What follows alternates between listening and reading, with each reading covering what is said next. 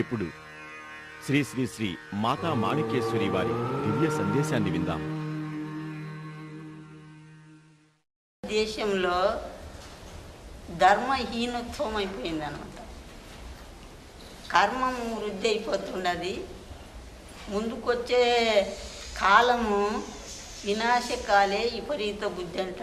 భగవంతుడు ఎందుకు హెచ్చరిక చేస్తున్నాడు భక్తులకు? ఏమని హెచ్చరిక చేస్తున్నాడు? నానా రకాల ప్రళయాలు చూపిస్తున్నాడు. భక్తి ఇట్లన్నా మార్పు కావాలని భూదేవి పాపంని భరించలేక వణికిపోతున్నది. వణికిపోతే ఈ ఊళ్ళే లోపల దిగిపోతున్నాయి అన్నమాట. దానివల్ల భక్తులారా ఇప్పుడన్నా ధర్మ మార్గంగా రండి. అధర్మంని ధ్వంసం చేసి ధర్మంని స్థాపించి మన భారతదేశంలో సాధు సత్పురుషులు సంతులు ఉద్భవించిండ్రు.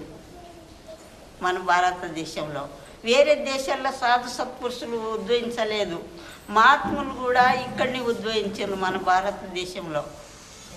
దానివల్ల మీరు ఇప్పుడైనా కానీ అన్నా మన మానవ వృత్తిని నిలబెట్టుకునాలి. మనుషుల్లో ఏమాత్రము మానవత్వం అనేది లేకుండా అయిపోయింది అన్నమాట.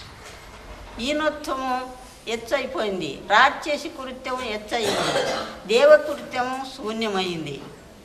దానివల్ల భగవంతుడు నానా రకాల మార్పు కావాలని, భక్తులు మార్పు కావాలని అట్లా చేస్తున్నాడు.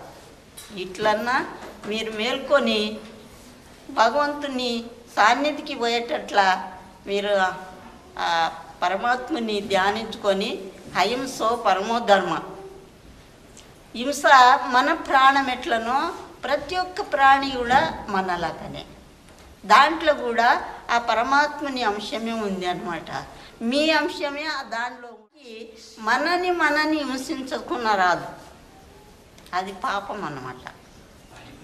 మన వల్లనే ప్రతి ఒక్క ప్రాణిని 80 లక్షల జీవరాశులతో సహా అవి ఆత్మనే.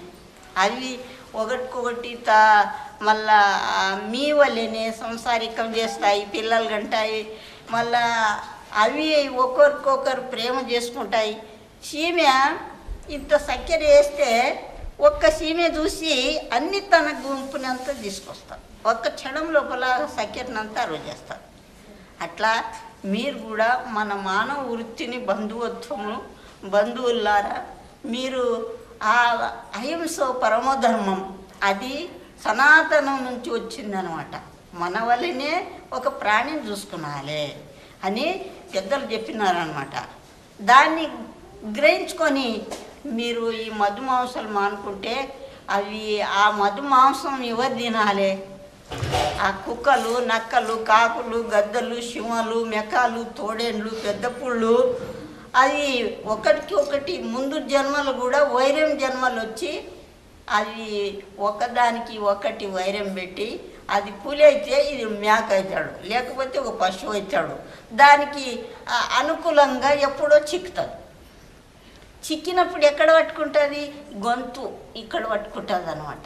నీవు గొంతు ఎట్లా కోసి దాని మాంసం తింటావో అది అప్పుడు గొంతు పట్టుకొని ఏం చేస్తుందంటే అది మాంసంని వదిలిపెట్టి గొంతు పట్టుకొని చెప్తుంది దానికి, కొడుక నీవు నన్ను ఎట్లా కోసింటి, ఇప్పుడు నిన్ను తిట్టసుడు, ఇప్పుడు నీ గొంతు పట్టుకున్నా, మరి ఇప్పుడు ఏం చేస్తావంటది అని ఏం చేస్తుంది? రక్తం అంతా పీల్చుకుంటుంది. పీల్చుకున్నాను ఏమవుతుంది? అది చచ్చిపోతుంది, కండ్లు ఇడుస్తుంది, చచ్చిపోతుంది. రక్తం పీల్చుకున్నాడు. ఇక్కడ గొంతులో పండ్లు, దాని పండ్లు ఎట్లుంటాయి? ఇట్లా పెద్ద పులి పండ్లు, మెక్కం పండ్లు, మన దీని పండ్లకు ఉంటాయి. నోరు ఇంత ఇది ఉంటుంది అనమాట. ఆ పండ్లు దిగేసి అది గొంతుని వీక్క తింటుంది అనమాట. ఆ రక్తం పీల్చుకున్న తర్వాత అప్పుడు అది చచ్చిపోతుంది, ప్రాణం వదిలిపోతుంది. వదిలిందాడు ఏం చేస్తుంది? అది రక్తం సంతోషంగా తాగి ఆ మాంసంని ఆ తుండని అక్కడ పడేసి అట్లా తిరిగి వస్తుంది సంతోషంగా, ఆనందంగా తిరిగి వచ్చి పీకొచ్చేట్టు. అట్లా మీరు ఆ మృగ వృత్తిని వదులుకునాలి అని.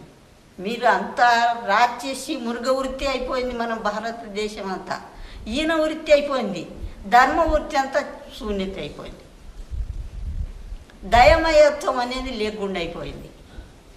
అది ఆ ప్రాణి తల్లడిస్తుంటుంది అన్నమాట, అమ్యా అంటే వదులుతుంటుంది అన్నమాట.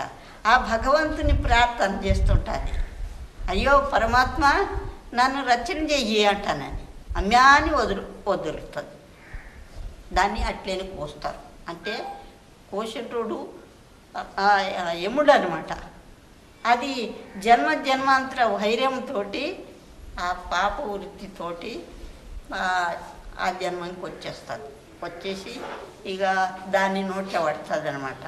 మీరు ఇట్లాంటి జన్మలకు పోకుండా మళ్ళా మానవ జన్మము పుట్టేటట్లాంటిగా మానవ వృత్తిని గ్రహించుకోండి. ఇదే మనిషి జన్మనే మళ్ళీ వచ్చేటట్ల అది గ్రహించుకొని, సత్యమును గ్రహించుకొని, సర్వప్రాణులను తనవాళ్ళని భావించుకొని నడిస్తే భగవంతుడు మనవంతుడం వరకు మానవ జన్మమే పుట్టిస్తాడు అని అది శాస్త్రజ్ఞులు కూడా చెప్తాయి, మళ్ళీ పెద్దలు కూడా చెప్తారు.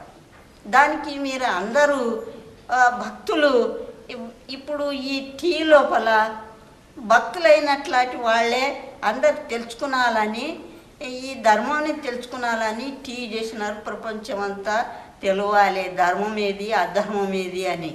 ఆ ధర్మాత్ములు, పుణ్యాత్ములు, సాధులు, సత్పురుషులు ఈ టీలో చెప్పి మన భారతదేశంని బాగుపడగొట్టాలి. మనకు భారతదేశంకి మా ప్రళయకాలం వచ్చేటట్లాంటి వృత్తి రావద్దు. ముందు ప్రళయకాలం వస్తుంది, ఎట్లా యుద్ధం తప్పదు, ఎప్పుడో అయితే ద్వారాలు. ఆ యుద్ధం ఏ విధంగా అవుతుంది? ఒక క్షణం లోపల కన్ను మూసి కన్ను తెరిచినంతలో యుద్ధం అయిపోతుంది అన్నమాట. ఎట్లా? అది వాళ్ళలో వాళ్ళకు వైరం కలిగి వాళ్ళు వీళ్ళు దన్ని పడిస్తారు. ఏది? అటంబాంబులు. అప్పుడు ఏమైపోతుంది? ఆ అటంబాంబులు ఆ విషయం ఈ విషయం ఆకాశం చేరుతుంది. ఆకాశమున చేరి అది మన ప్రాణవాయువు ఎక్కడి నుంచి వస్తుంది? ఆకాశం నుంచి. ఆ ప్రాణవాయువు అనేది మన లోపల పీల్చుకున్నప్పుడు లోపల ఆ అవయవనలకంతా విషయం తగిలి అప్పుడు హా అంటారు, మరణించిపోతారు. చూడండి, పాపాత్ములు ఏ విధంగా నశించుతారంటే ఈ విధంగా నశించుతారు. భగవంతుడు ఏ విధంగా నాశనం చేస్తాడు పాపాత్ములు అంటే ఈ విధంగా నాశనం చేస్తాడు. యుద్ధం తప్పదు, దానికి ఆపుతుండరు అందరు. వాళ్ళు వీళ్ళు మన ప్రపంచమే శూన్యమైపోతుంది. యుద్ధం చేసినట్లయితే మనం ఆదుకునాలి అంటానని ఆపుతున్నారు. కానీ ఆ సమయం ఆ గడియ వచ్చినప్పుడు ఎవరిని ఎవరు ఆపారు? దందను వాళ్ళు వీళ్ళు ఆ ఈరసం కలిగి దందని పడేసి ఏడుస్తారు అన్నమాట. వాళ్ళు నాశనమే, ఇల్లు నాశనమే, ప్రపంచం నాశనం.